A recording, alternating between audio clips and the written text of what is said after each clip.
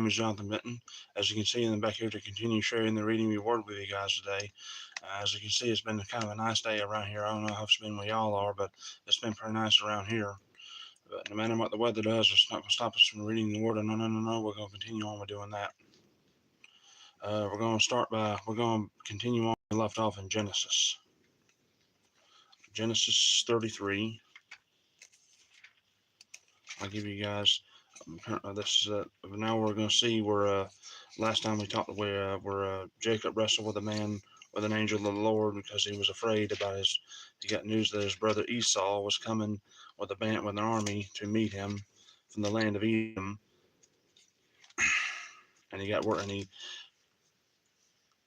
spent the whole night there, and he wrestled with the angel of God, and the angel of God touched his thigh, and his thigh became hollow. It came out of joint. So now we're going to continue on Genesis 33. We're going to see what happens between him and Esau now. Now that they've been 20 years apart, as you can remember, last time that in Genesis 27, Esau threatened to kill Jacob. He wanted to kill him because he swindled him out of his birthright and his blessing. So now we're going to see what's going to happen as a result. Now that they were apart for 20 years because Rebekah sent Jacob away to live with Laban and to find a wife from him in Paddan Aram, and he's been there for 20 years. So now we're going to see what happens here. What happens now that they've seen each other after 20 years. And Jacob lifted up his eye. Okay, Genesis 33, beginning in verse 1. And Jacob lifted up his eyes and looked, and behold, Esau came, and with him 400 men. And he delivered the children unto Leah, and unto Rachel, and unto the two handmaids. And he put the handmaids and their children foremost, and Leah and her children after, and Rachel and Joseph hindermost. And he passed over before them, and bowed himself to the ground 7 times, until he came near to his brother. And Esau ran to meet him, and embraced him, and fell on his neck, and kissed him, and they wept. And he lifted up his eyes, and saw the women and the children, and said, Who are those with thee? And he said, The children which God hath graciously given thy servant. Then the handmaids came near, and they and their children, and they bowed themselves. And Leah also with her children came near, and bowed themselves. And after came Joseph near, and Rachel, and they bowed themselves. And he said, What meanest thou by all this drove which I met? And he said, These are to find grace in thy sight, my lord. And now Esau's wondering about what Jacob was doing with his gift that he gave him. So that's what he means here by all this drove that I met. And Esau said, I have enough, my brother, keep that thou hast unto thyself. And Jacob said, Nay, I pray thee, if now I have found grace in thy sight, then receive my present at my hand, and therefore I will have seen thy face as though I had seen the face of God, and thou wast pleased with me. Take, I pray thee, my blessing that is brought to thee, because God hath dealt graciously with me, and because I have enough. And he urged him, and he took it. And he said, Let us take our journey, and let us go, and I will go before thee. And he said unto him, My lord knoweth that the children are tender, and the flocks and herds with young are with me. And if men should overdrive them one day, and all the flock will die, let my lord, I pray thee, pass over before his servant, and I will lead on softly, according as the cattle that goeth before me, and the children be able to endure until I come unto my lord unto sire. And Esau said, Let me now leave with thee some of the flock that are with me. And he said, What needeth it? And let me find grace in thy sight, my lord. in the sight of my Lord. So Esau returned that day on his way to Seir, and Jacob journeyed to Succoth and built him an house and made booths for his cattle. Therefore the name of the place is called Succoth. And Jacob came to Shalem, the city of Shechem, which is in the land of Canaan. And when he came from Paddan Aram, and pitched his tent before the city. And he brought a parcel of field where he had spread his tent at the hand of the children of Hamor, Shechem's father, for 100 pieces of money. And he erected there an altar and called it El Elohe Israel. Now you see, okay, now Esau and Jacob you can see he's evidently forgiven Jacob for what he done to him. And they have embraced themselves like brothers. Supposedly should now. But it's always been written, Jacob I love, but Esau I hated. So these two brothers, the destruction of Edom would come, but it would not come in their lifetime. It would come like several centuries later. As you read in the book of Obadiah, it talks about Edom's destruction. And by the way, okay, this is Edom, okay, was also the origin, the country of the nation of origin from when Herod the Great came, when he was king, and he was the king at the time of when Jesus ministered, when Jesus was born. So he was an Edomine. An Edomine is an Edomite that was a descendant of Esau. But you see, as you can see, Esau has forgiven Jacob, and that they've forgiven each other, and now they're the destruction of Edom. As I said before, the destruction of Edom is not going to come during their time. It will happen centuries later. But that's all I wanted to read out of Genesis for right now. Now turn into the Gospel of Mark. Mark chapter 5. We're going to continue on reading with that. Mark chapter 5.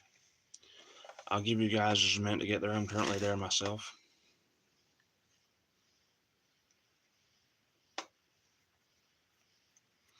And they came over unto the other side of the sea, into the country of the Gadarenes,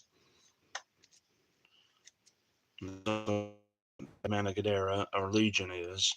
And when he was come out of the ship, immediately there met him out of the tombs a man with an unclean spirit, who had his dwelling among the tombs, and no man could bind him, not with chains, because that he had been often bound with fetters and chains, and the chains had been plucked asunder by him, and the fetters broken in pieces, neither could any man tame him. And always night and day he was in the mountains and in the tombs, crying and cutting himself with stones. And when he saw Jesus afar off, he ran and worshipped him, and cried with a loud voice, and said, What have I to do with thee? What have I to do with thee, Jesus, thou Son of the Most High God? I adjure thee by God that thou torment me not. For he said unto him, Come out of the man, thou unclean spirit. And he asked him, What is thy name? And he answered, saying, My name is Legion, for we are many. And he besought him much that he would not send them, away out of the country. Now there was there nigh unto the mountains a great herd of swine feeding. And the devils besought him, saying, Send us into the swine, that we may enter into them. And forthwith Jesus gave them leave, and the unclean spirits went out and entered into the swine. And the herd ran violently down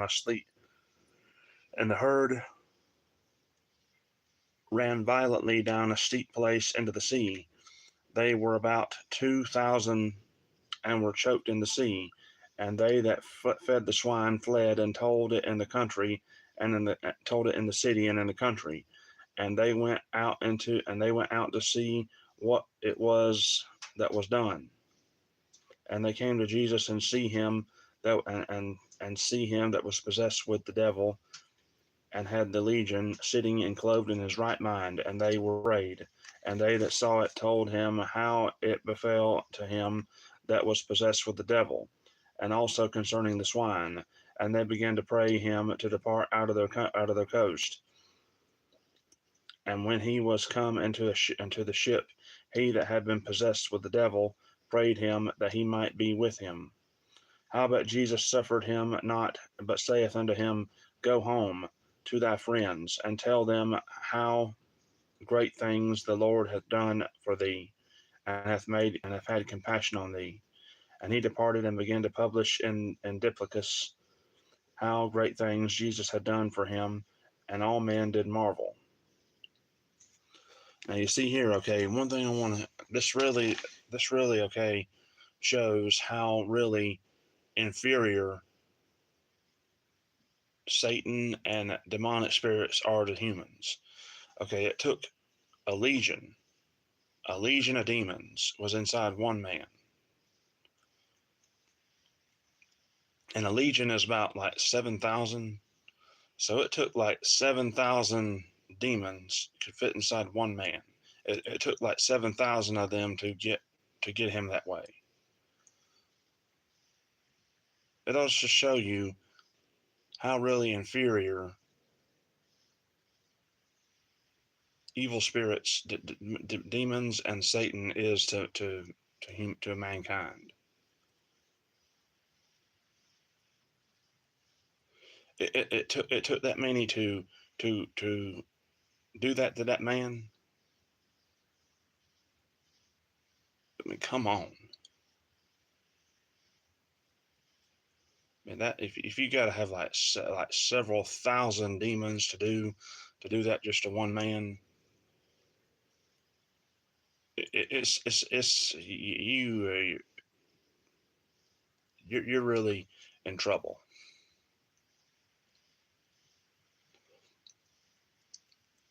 And also another thing, okay, the swine didn't want these demons either. And another thing, okay, during the Roman government, okay, Rome ruled Palestine during that time. So during and they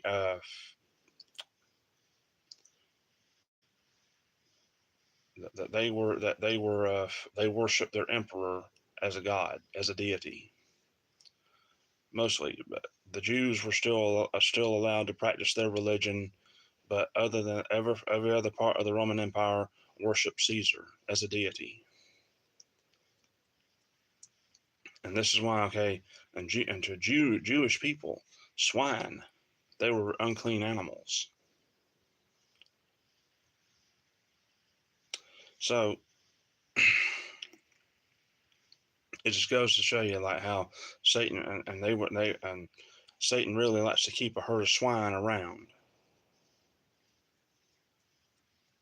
It's like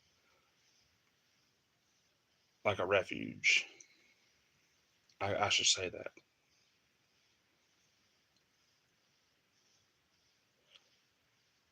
So anytime you're dealing with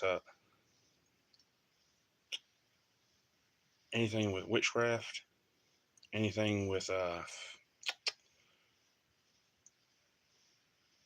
any kind of debauchery or pederasty, any stuff like that, that's swine. I mean, I don't mean being brutally honest here. That is swine.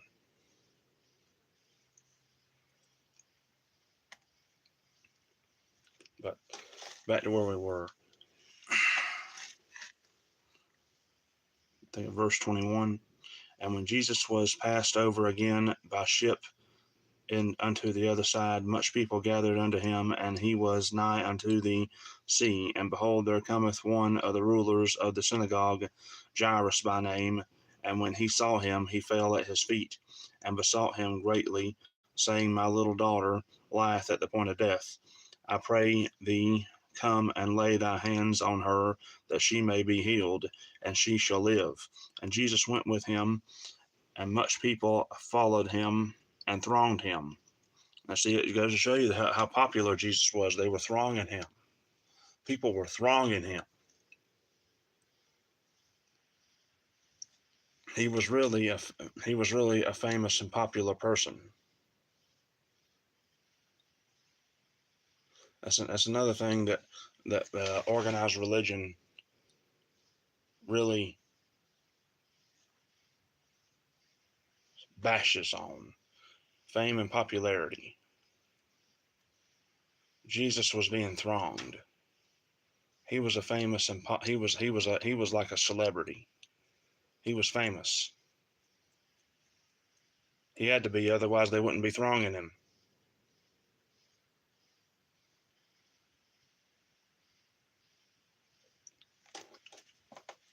I just wanted to say that. And a certain woman which had an issue of blood 12 years, and had suffered many things of many physicians, and had spent all that she had, and was nothing bettered, but rather grew worse, when she had heard of Jesus, came in the press behind, and touched his garment. For she said, if I may touch but his clothes, I shall be whole. And straightway the fountain of her blood was dried up, and she felt in her body that she was healed of that plague. And Jesus, immediately knowing in himself that virtue had gone out of him, turned him about in the press, and said, who touched my clothes? And his disciples said unto him, thou seest the multitude thronging thee, and sayest thou, who touched me?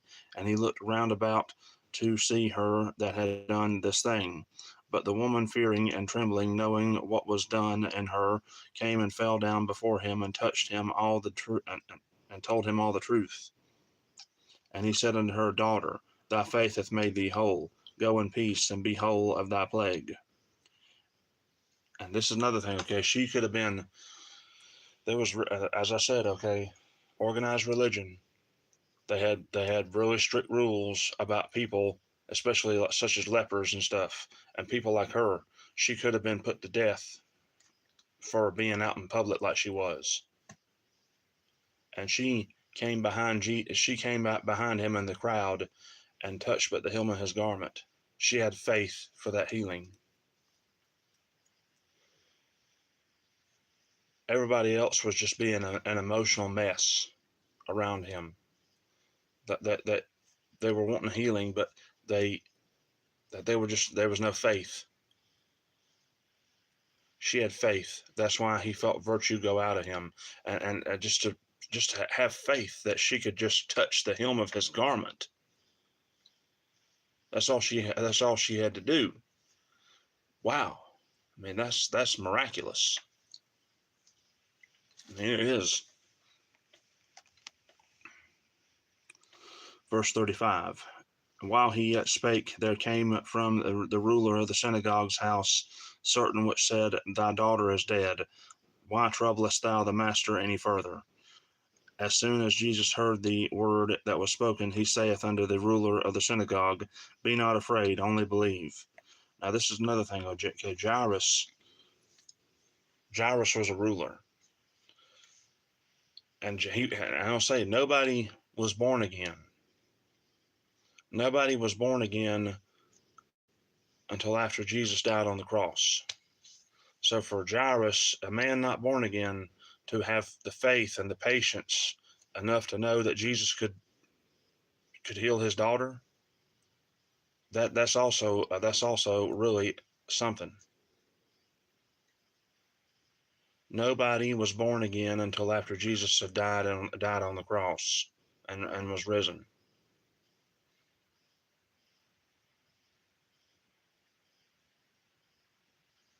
Okay.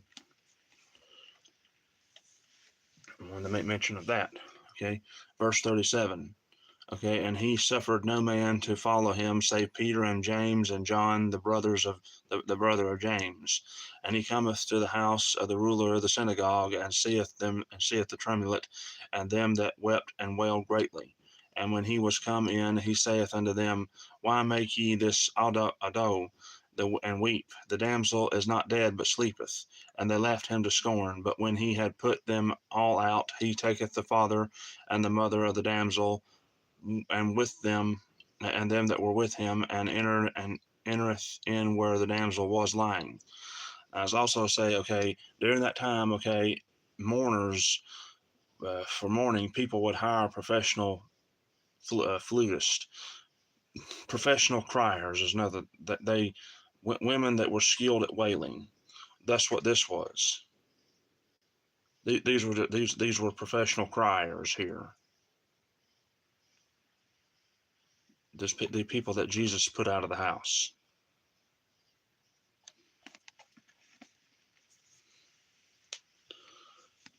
So I mean, I just wanted to make mention of that. And verse 41, and he took the damsel by the hand and said unto her, Tathkashkamai. That's hard to pronounce. I had to learn what that meant, what that actually, how to say that, which is being interpreted, Damsel, I say unto thee, arise. And straightway the damsel arose and walked, for she was of the age of 12 years. And they were astonished with great astonishment. And he charged them straitly that no man should know it, and commanded that something should be given her to eat. Now, this is one of Jesus's many. It's mentioned in the Gospel of Mark, if I remember correctly, too, but in the Gospel of Matthew. But this is one of Jesus's first miraculous things of raising the dead.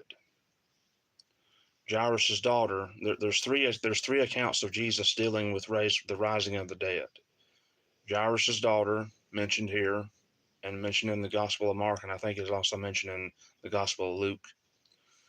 The widow's son, mentioned in Luke 7, and then Lazarus, mentioned in John 11. Jairus's daughter was dead a few hours, was dead a few minutes. The widow's son in Luke 7 was dead a few hours. Lazarus in John chapter 11 was dead 4 days. So Jesus really had authority over death, hell, and the grave. And he defeated it on the cross, on Calvary. And that's really all I wanted to share with you guys for tonight.